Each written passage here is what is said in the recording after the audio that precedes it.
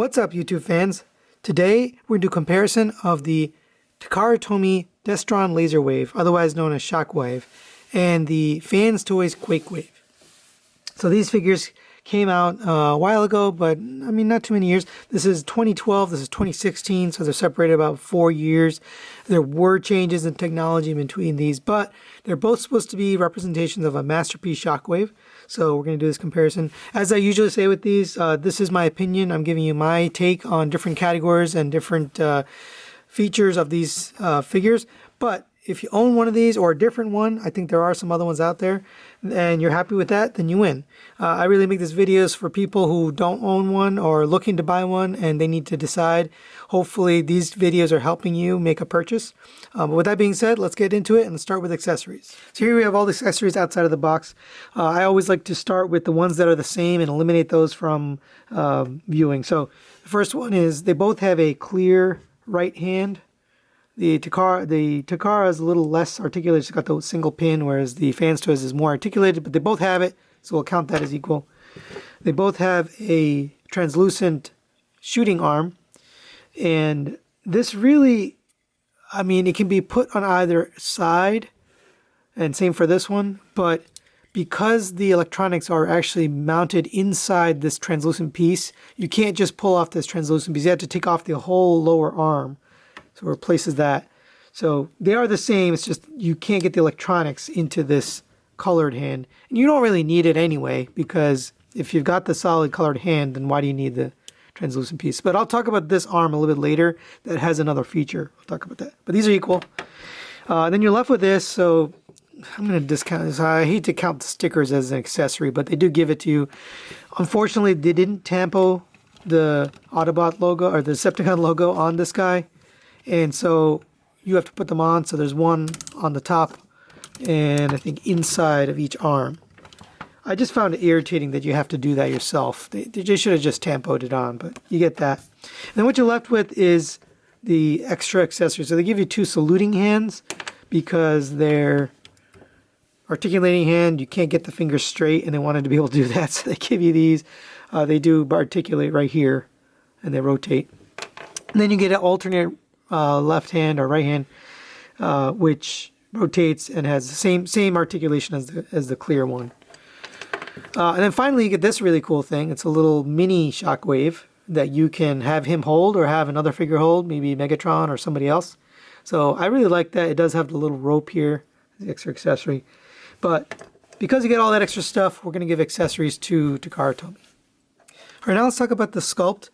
And again, this is a very subjective category, but when you look at these two, obviously as usual, put the G1 cartoon image there in the middle. There are some aspects of both that kind of hit the cartoon, but some that don't. So one of the things is the legs. That's a kind of a big difference here. So you got the big chunky legs here. You've got the die-cast metal for the handle and then also for the feet. Whereas the Takara Tomy's got the painted piece, not die-cast, but then you do have die-cast feet, but they are painted to match the color. So for me, this looks a lot more like the G1 cartoon. It just fits a little better. And then the aesthetic overall, as you go down and look at the figure, it matches a lot better with the G1 cartoon and the aesthetic of the Masterpiece line. This one is obviously older. It was one of the first third-party Masterpiece figures we got. Maybe even the first. I don't know if it was the first. But because of that, it took its own style and took its own sense of, sculpt. And it's got some liberties, like the legs, some of the sculpt work, some of the extra detail. Let's take a look at the back here. The Takara Tomy's pretty clean. Not too much. There's a little bit of sculpt work here, but you got all sorts of stuff going on here with little designs and stuff. By the way, I did want to give credit. FansToys does have the light up head. The Takara Tomy does not. Here, let's just turn off this light so you can see that. So there's his light up eyes. And that looks good. I like that. The Takara Tomy tends to look a little bit better when you have got it lit up because it's got light piping in the back of the head. And that shows through the clear eye. And also the eye's a little bit bigger. So because of that, it shows up a little bit better when it's just on the shelf, not lit up. Let's bring in a quick comparison here. So here is the Masterpiece Soundwave from Takara, and very distinct difference here is the height. So the Takara Tomy is much shorter, whereas the FansToys is taller. To me, I tried to find an image, by the way, of these three together, or these two together, and I couldn't. I don't think Shockwave should be taller than Soundwave. To be fair, these are made by the same company. These aren't. Maybe the FansToys Soundwave, whenever it comes out, will be the same height, but there's no way to know. So to me, this height seems a lot more appropriate for this line. That's really it for Sculpt. Because of those issues and because of just some of the choices FansToys, I'm going to give Sculpt to Takara Tomy. So now let's talk about paint. So both of these figures don't have a lot of paint. There are spots, but in general, they're pretty much unpainted. I believe later versions may have had more paint. I know that Takara Tomy for sure, they put out a plus version that was fully painted. It was also much more expensive. I think it was $100 more expensive. But right now, we're just looking at the original releases for both of them. So the FansToys paints where areas where it has paint is the ears. The shoulder pieces are painted silver. You got purple paint here on these, I guess, waist pieces. And then you've got paint on the thighs all the way down. And that's really it. You also have paint inside the back of the inside of the barrel. I guess it's the back of the robot mode. If you open this up, this is all fully painted. The purple and the metallic silver is all painted for his gun mode. On the Takara Tomy, we'll leave that off for now. Really, the only paint is the ears, the thigh piece here, and the feet. Really nothing else painted. I guess there may be paint in here. It's hard for me to say. I don't really see any paint. I think it's just a colored spring. But either way, it's a very small amount. So we're going to give paint to FansToys just because it's got a ton more.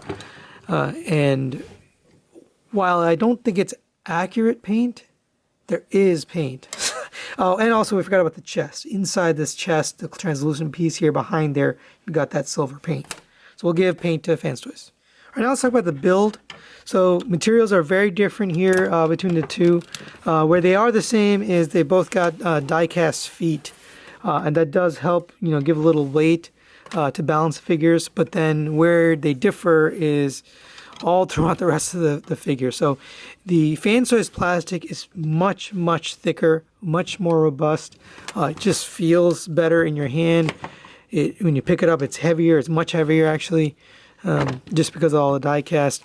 And it doesn't tend to flop around. The Takara, you can see I've already been messing in. These panels tend to pop open, and it's a little bit of an irritation that they do that. I don't know why they couldn't have come up with something better than this, but that's the way it is. So that kind of detracts from it.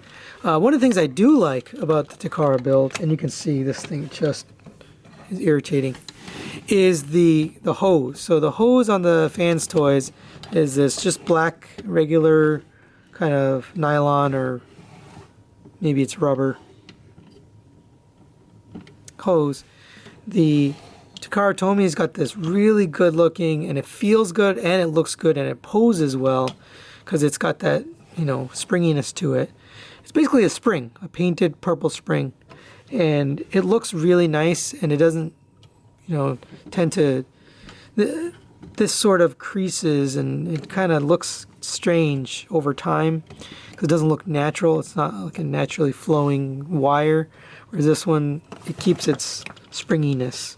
So that aside, the Takara really does have a better build on this, but everything else on the FansToys in terms of build quality and materials is better. So we're going to give build over to FansToys. And now let's talk about the articulation. I've realized that in my previous video I haven't actually been showing you the articulation, I've been talking about it. So I'm going to do the articulation for both of these. I'm just going to be really quick about it, just so it doesn't take too long. So the head on the Takara Tomy rotates all the way around, goes up and down. It's on a ball joint, so you get the side-to-side motion. The shoulder is on a ratcheting pivot there, and then you can also get it there, so you can get really high up, all the way up to there. Arm rotates at the shoulder. Rotation at the bicep. Single jointed elbow gets you a little more than 90 degrees. rotation at the wrist, and then a single pin for the hands gets you up to there, but you can't point just because of that. You can also install the other hands, but this is just articulated a little bit differently. It's on a ball joint, so you can get this positioned anyway. If you pull up on the waist, you get a rotation at the waist. It's a little bit hindered because things bump into each other, but you do get it. And you're supposed to get an ab crunch. I can get an ab crunch backwards, but forwards, for whatever reason, it doesn't stay. It's got some kind of problem with that ratchet, but it does have it, so I'll give it to him. You do get hip skirts here. You get the legs all the way up to there, back to there on a ratchet, and it's hindered there. You get a friction joint out to there. This normally doesn't hold. I had to tighten that screw to make that hold because it's very loose usually. Rotation at the thigh.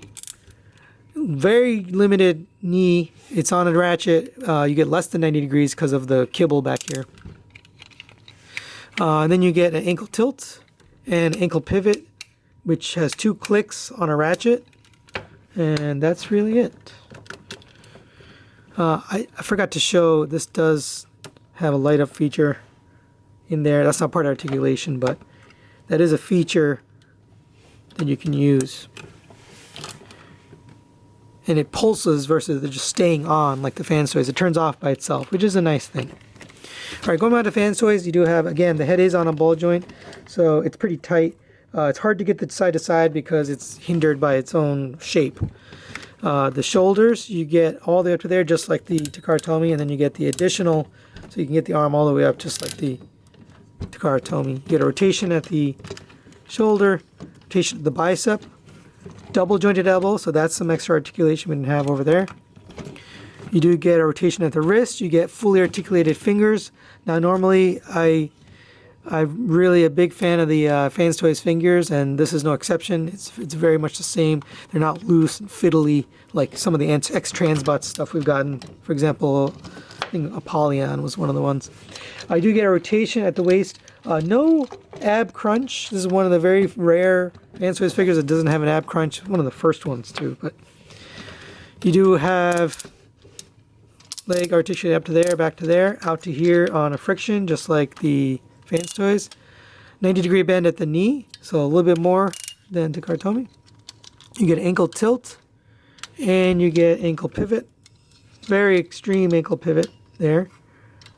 Not too much backwards, though. And then you get a toe tilt and a heel spur tilt if you need it. Although that's really meant for transformation, but you can do it. And then you can get this toe tilt as well. So, because of the extra articulation in the elbows, you get a 90-degree bend in the hands, and then a little bit more on the knees and the feet. I'm going to give articulation to FansToys. Right now, let's talk about the engineering and the transformation. And these are very similar transformations, but with a couple key differences. So, most of the arms and the upper body is similar. The arms basically fold up straight to make the end of the gun. That's what this becomes, and the back sort of parts forms partially, and that's one difference here. So if you fold this up, you'll see the FansToys, the gun's barrel is a parts forming thing, whereas if you take off the piece for the Takara Tomy, this is really just an extra piece. You don't necessarily have to have this. It does make up the stand for the actual gun mode, which is a cool little piece of engineering there, right? They didn't have to have this. It also cleans up the back, so you've got the nice clean purple look. But if you don't want to use that, you don't have to. So they really figured out a cool piece of engineering here on the back, where this becomes the barrel, and it kind of rotates. And because they did that, they're able to get a light up feature. We'll show that in the gun mode. The other thing I kind of like is the legs. I like and hate the legs. So the legs have a pretty cool transformation to get them down to this size so they're not so blocky and chunky, right? Because it's turning from a gun into a robot. And so you're going to get that chunkiness out of the handle and the stock and all the other pieces. But what they've done here is they have a lot of little panels that make it compressed down into, a more well sculpted leg. whereas the FansToys, you got these blocky, chunky legs. Some people might prefer this, but for me, this is closer to the cartoon. So I'm going to give engineering and transformation to Takara Tomy. That's not to say it's perfect, and I didn't give them build, and the reason is because of this. These panels tend to pop apart as you're messing with the leg. It's very irritating. You always got to pop it back in, make sure it's tabbed in.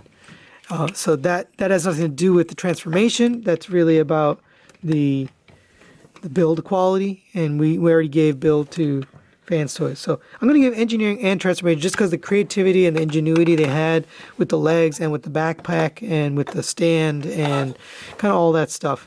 We'll give that to Takara Tomy. And here we have them in their Alta modes. Very different takes on the Alta mode, but still both pretty reminiscent of the G1 cartoon, which we'll put in the middle here so you can kind of take a look.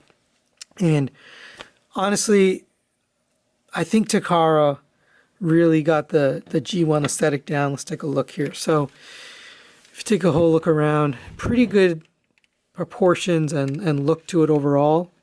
By the way, I have this mistransformed on purpose, and that was just to show you can have an alternate look to it. So you can have it like that, kind of like that, so it's got a front to the handle. If you wanted it more G1 accurate, you can also have it like that, sticking out of the bottom, which kind of looks weird. Or if you open this up and kind of untransform it a little bit, you can take these out, put this where it's supposed to be. Same on this side. Put that where it's supposed to be. And then close it back up and plug everything back in. And that's the official transformation with the little tab coming behind, similar to the FansToys. You see that it's got that handle grip or whatever it is behind. But I do like the fact that you have that flexibility there. It does have a hole here in the back, but to be fair, FansToys has got a hole here and here. Same thing on this hole. A lot of people complained about that when it first came out. That, hey, you got a hole in the back. Well, this one's got die-cast feet. So what do you prefer? Die-cast feet or a hole? That's really up to you. So both of them kind of had that same issue. One issue that is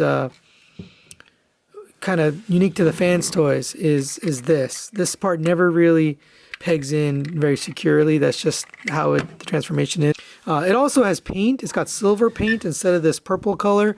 Looking at the G1 cartoon, I definitely think that the purple or light purple is more accurate to the actual, but some people might like this extra paint and the look of this. For me, it's not accurate enough. And I do like this light up feature. I think that's really cool. The fact that you can pull the trigger down here and that lights up the gun in the front. This one, you actually have to turn it on and then take this off, turn it on and replace it. And then you can have the light on. So, and there's no trigger to actually pull. It's just like this. The handle, the Takara is definitely a little bit more ergonomic. This one it's kind of a little bit short, but both fine. They both look okay in your hand. But because of the extra features, the light up feature is really nice. That's the general look and feel and overall. And the final factor is the cost. We're talking original MSRP, not aftermarket or resale or reissues or painted versions, just the original MSRP. And what I could tell, the Takara Tomy is $160. The FansToys also around $160 original. Now these prices have gone wildly up and down, and there's different versions, but those are the original prices. So because they are equal in price, I'm going to call it a tie for cost.